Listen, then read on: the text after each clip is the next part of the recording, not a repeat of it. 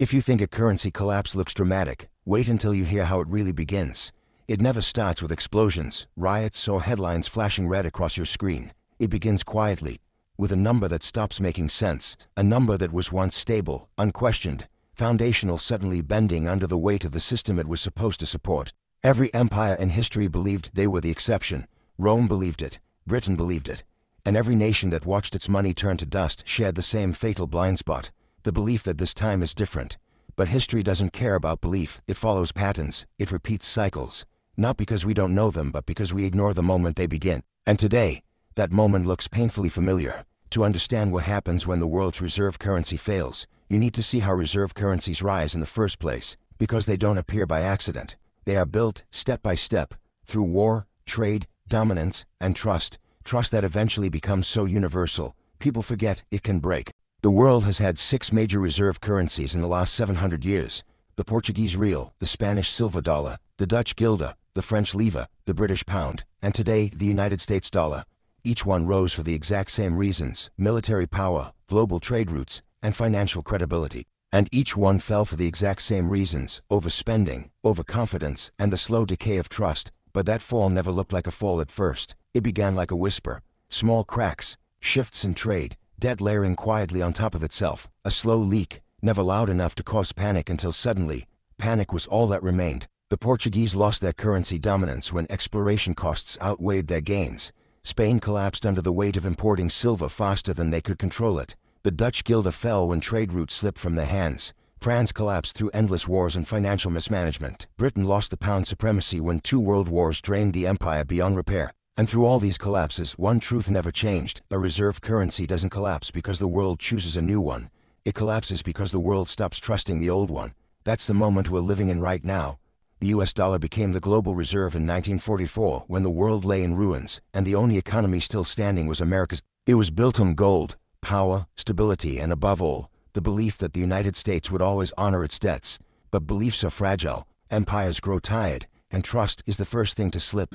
In 1971, the world witnessed a moment just as important as the fall of Rome or the collapse of the British Empire, even if nobody saw it that way at the time. With one speech, President Nixon ended the gold standard, disconnecting the dollar from the real world and turning it into pure faith, a currency backed by nothing except confidence.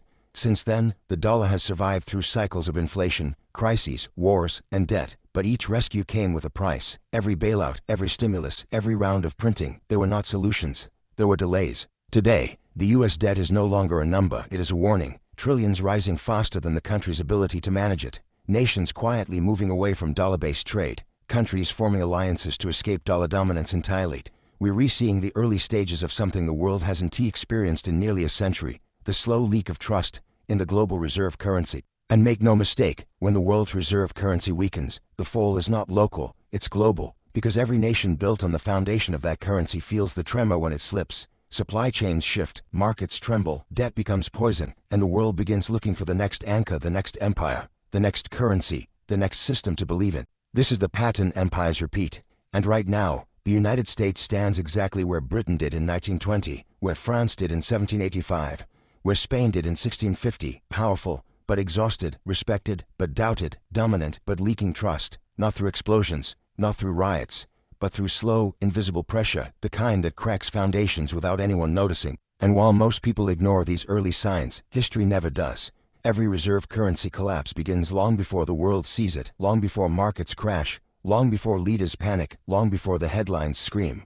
It begins in the shadows, in the numbers, in the quiet shift of trust drifting away from the center of power.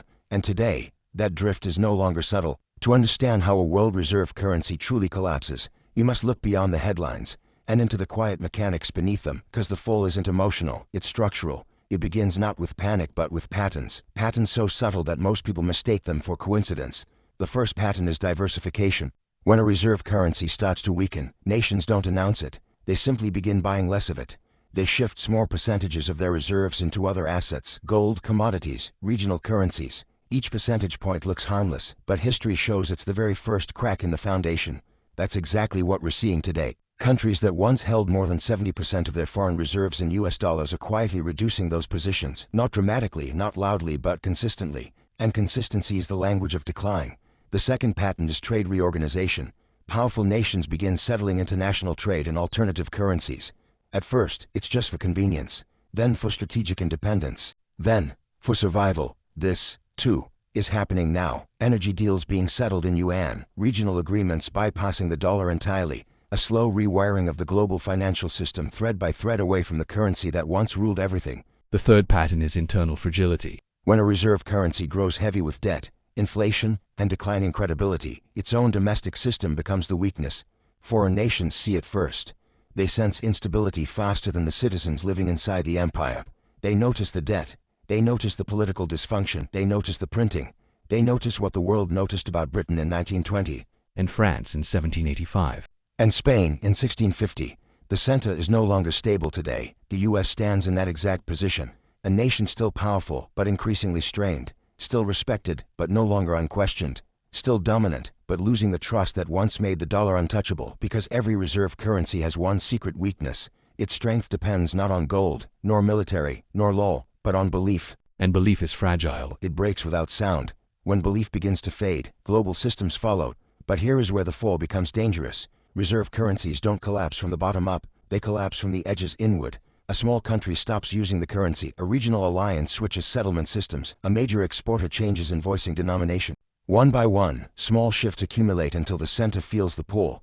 And when the center finally reacts, it's always too late. Every empire in decline has done the same thing. They print more money, they create more debt, they hide instability behind complex policy, and they reassure the public with words that sound calm, rational, and measured. But reassurance is the final sign, not of strength, but of fear.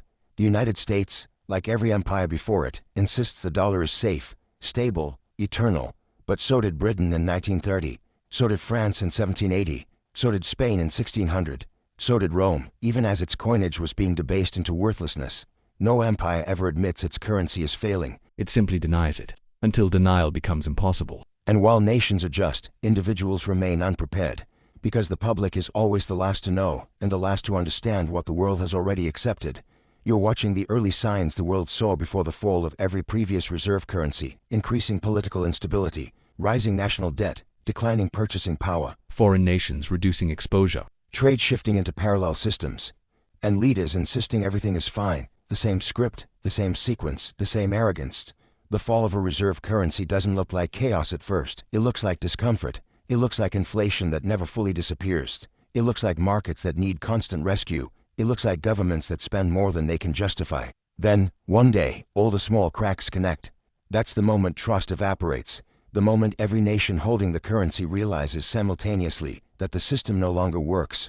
When trust dies, collapse accelerates. What took decades to weaken collapses in days. Ask Britain in 1976. Ask France in 1789. Ask Rome in its final century. When the world stops trusting a reserve currency, the empire owning it has no defense, not armies, not treaties, not promises, not speeches, because the world's financial system is not built on force, it is built on confidence. And confidence is the most fragile resource an empire can possess. If you're still here listening carefully, it means you understand what most people ignore. So take a second, like this video, subscribe, and help this message reach someone who still believes reserve currencies last forever. Because history shows they never do. When the world's reserve currency begins to lose trust, the shift doesn't happen in a straight line. It unfolds like a slow eclipse, gradual, then sudden, then complete. The first visible stage is replacement behavior. Nations start looking for alternatives not because they want to abandon the old system, but because they no longer feel safe depending on it. Gold becomes attractive again. Digital currencies emerge as experimental escape routes, and regional alliances begin to form their own financial networks, independent from the fading reserve power. This is exactly what happened when the British pound began to fall in the early 20th century. Countries that once held the pound as their lifeline began quietly shifting their reserves into US dollars. They didn't announce it, they didn't declare the pound dead, they simply adjusted their survival strategy. And that's what nations are doing now with the dollar, because when the world senses a foundational shift, it doesn't wait for permission, it prepares. The second stage is fragmentation. The global financial system begins splitting into competing zones, economic spheres of influence. This happened when the Dutch guilder collapsed. It happened when the Spanish silver dollar faded. It happened when France lost its dominance. It is happening again. Today we see three major financial blocs forming: a Western bloc, still dominated by the dollar but increasingly strained; an Eastern bloc, experimenting with alternative settlement systems and digital currencies; a Southern bloc, made of resource-rich nations tired of trading in a currency they do not control. Each bloc wants one thing: leverage the power to negotiate from strength, not dependency. The third stage is panic accumulation. This is the phase no nation admits publicly, yet every nation prepares for silently.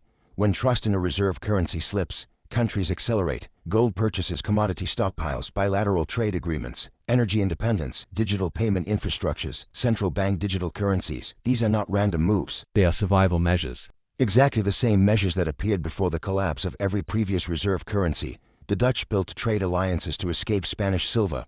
The British built naval power to protect their weakening pound. The US built global institutions to preserve the dollar supremacy. And when each system reached the edge, the world pretended everything was normal until it wasn't. In the fourth stage, markets begin behaving strangely, not collapsing, not yet, but showing symptoms: volatility that makes no sense, liquidity drying up in unexpected places, interest rates swinging wildly, currencies fluctuating with no clear cores, stock markets surviving only through intervention. This is the financial version of an empire coughing blood. It looks alive, but the internal organs are failing. This is where the world stands today. The final stage, the one empires fear most, is the search for the next anchor. Because when the world senses the old system is dying, it begins asking a question that terrifies every reserve currency holder. What comes next? When the Portuguese real fell, the Spanish silver dollar replaced it. When Spain collapsed, the Dutch guilder took its place. When the Dutch lost control, the French livre stepped in. When France imploded, the British pound became king. And when Britain could no longer sustain its empire, the US dollar emerged from the ashes of World War. But here is the difference. Every transition before was regional. Every collapse before happened in a world that wasn't fully connected. This time, it's global. Every market, every nation, every system is tied to the same currency, the dollar. So when this reserve currency falls, there is no single successor waiting in line. There is a vacuum, and in that vacuum multiple powers compete. A rising digital yuan, A commodity-backed currency proposal, an alliance-based settlement system, gold returning as a silent anchor, and new digital structures including central bank digital currencies ready to reshape the very nature of money. Who wins this race doesn't depend on strength alone. It depends on trust, because the world does not adopt a new reserve currency based on force, it adopts it based on confidence. And right now, confidence is fracturing, but there's something even more dangerous than the fight for the next reserve currency. It's the possibility that the world abandons reserve currencies altogether. A financial order where no single nation dominates, where money becomes decentralized or hypercentralized, where digital currencies become programmable tools of control, where economic power is no longer held by empires, but by algorithms. This is the crossroads the world stands at. Not the fall of the dollar, but the birth of a completely different monetary era. History never predicted this moment, but it warned us again and again about what happens when trust dies. And today, trust isn't dying quietly, it's evaporating. When a reserve currency finally fails, it doesn't look like the movies. There are no sudden explosions, no overnight announcements, no sirens echoing through the streets. It looks ordinary, uncomfortably ordinary. The first sign is confusion, not chaos, confusion. Prices shift unpredictably. Markets open with volatility no one can explain. Currencies swing without warning. Politicians assure the public it's temporary, while central banks scramble behind closed doors. The world's financial system enters a moment that historians call the twilight zone, the space between stability and collapse, where everything still appears functional on the surface, but underneath, the pillars are cracking. This is how it happened in Britain in 1931, in France in 1789, in Spain in the 1600s, in Rome during its final century, and this is exactly how it will look when the US dollar, after nearly 80 years as the world's monetary anchor, reaches its breaking point. Not with a bang, but with a silent turning of the tide. The first real shock comes when major nations begin dumping dollar-denominated debt, not publicly but quietly, in small chunks, across multiple institutions, on different days. Each sale alone means nothing, but together, they form a signal that only insiders recognize. The world is exiting the dollar. Then come the supply chains, because global trade is built on stable currency. When the foundation shakes, prices across the world begin to disconnect from reality. Oil spikes for no reason, shipping costs rise even when demand is flat. Essential goods fluctuate wildly, companies struggle to forecast future costs, and investors lose their ability to predict the next quarter. A reserve currency collapse turns the world's economy into a compass with no north. But the moment the public finally realizes something is wrong, that's the moment the collapse accelerates. People rush to protect their savings. Some move to gold, others to foreign currencies, others to commodities, and some simply panic. Banks feel the pressure, liquidity dries up, interests rise. Morning news anchors speak in soft, cautious tones, the same tones used before every historic collapse. And then comes the shift. the moment every empire hopes it can postpone but never can avoid. The loss of global confidence. When foreign governance, global corporations, and major institutions all come to the same quiet conclusion, the world reserve currency no longer works. This is the true point of no return. Once confidence dies, the world moves fast, far faster than any government can react. Trade agreements are rewritten. Currencies are renegotiated. Regional blocks strengthen. Central banks activate emergency plans. Digital currencies enter emergency deployment. And nations that once depended on the dollar begin building their own systems, not because they want to, but because they must. But if the fall is dramatic, the aftermath is transformative, because in every collapse of a world reserve currency, something new emerges to fill the void. After the fall of the Spanish silver dollar, the Dutch guilder rose. After the Dutch guilder, the French livre briefly took the stage. After France, the British pound inherited the world. And after Britain lost its empire, America and the dollar reshaped the planet. But this time, the world is not moving toward another empire. It is moving toward a new type of monetary order. One where currencies are digital, transactions are programmable, and money becomes not just a medium of exchange, but a tool of control. This is the part history never predicted, a future where reserve currencies may no longer be national, but algorithmic. Some imagine a new gold-backed system. Others believe in a multipolar currency world. Others the most ambitious push for a global digital standard controlled by international institutions.